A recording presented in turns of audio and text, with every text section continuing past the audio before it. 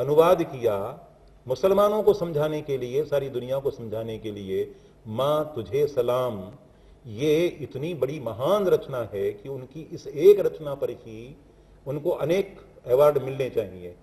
और हमारे अब्दुल कलाम साहब तो विवादातीत हैं, उनको लिए तो दुनिया का कोई भी अवार्ड कम है। बात केवल इतनी है, इस्लाम का विरोध हो सकता है, मुसलमानों का विरोध नहीं है। यदि मुसलमान मुस्तफ़ा कमाल पाशा के समान हो, मुस्तफ़ा कमाल पाशा ने जब स्वतंत्र हुआ टर्की, तो उन्होंने अपना नाम मुस्तफ़ा कमाल पाशा से बदल करके कमाल अतातुर्क रखा जी।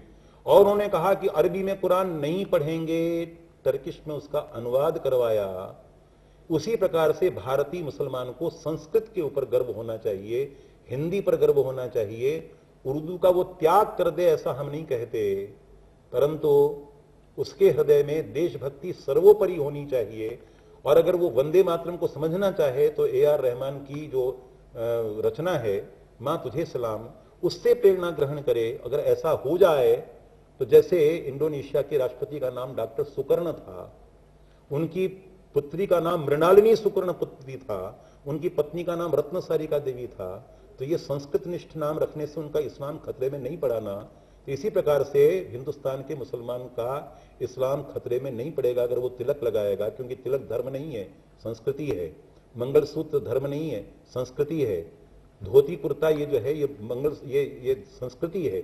बांग्लादेश की जितनी सचमुच बंगला संस्कृति पर विश्वास करने वाली महिलाएं हैं, वो सब साड़ी पहनती हैं, शंख की चूड़ियां पहनती हैं, बिंदी लगाती हैं, उससे इस्लाम खतरे में नहीं पड़ता, बंगला पर गर्व करती हैं। लेकिन तो हम चाहते हैं कि भारत पर गर्व करे मुसलमान। जी, लेकिन ये मैं आपसे जानना चाहता हूं कि आखिरकार जितने मुसलमान हैं, और यहाँ हमारे शो में न जाने कितनी मर्तबा इसके ऊपर हम लोगों ने डिस्कशन किया है, मैं आपसे जानना चाहता हूँ मुसलमान जो है हिंदुस्तान का, वो कब तक अपनी देशभक्ति की का सबूत देता रहेगा? ये सबूत कब तक का एविडेंस देता रहेगा? देखिए एक अशफाकुल्ला और एक हवलदार अब्दुल हमीद के नाम पर एक पूरी शताब्दी नहीं बिताई जा सकती। हमारा कहना है कि दर्द जो है तेरे सीने में नहीं तो मेरे सीने में सही, मेरे सीने में नहीं तो तेरे सीने में सही हो कहीं भी आग, लेकिन आग जलनी चाहिए। वो आग जो हम महसूस करते हैं वो एवरी मुसलमान को, प्रत्येक मुसलमान को महसूस करनी चाहिए ना।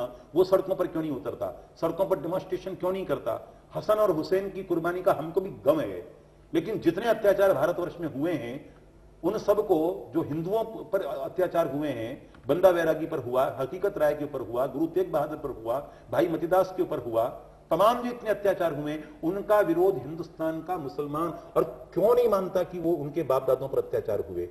तो बात सिर्फ एहसास की है, सेंटिमेंट की है, भावना की है। वो भावना व्यक्त होनी चाहिए।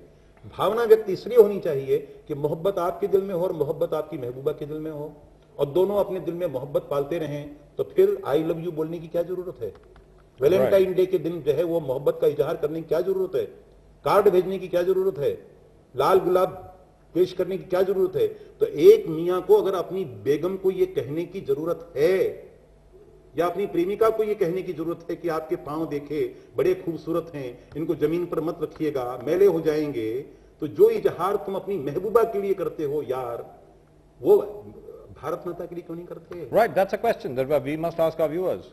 जहां तक के, जैसा कि आचार्य श्री ने कहा, पूरे इंडोनेशिया में और पूरे साउथ ईस्ट एशिया में, दक्षिण पूर्व एशिया में मेजॉरिटी मुसलमानों की है, लेकिन जो मुस्लिम नाम है वहां पर वो एथनिक नाम है, वहां के नाम है, संस्कृताइज नाम है। तो यहां पर ऐसी बात क्यों नहीं हो सकती? यहां पर अरबी और फारसी नाम क्यों रखे जाते हैं? सबसे बड़ी बात यह है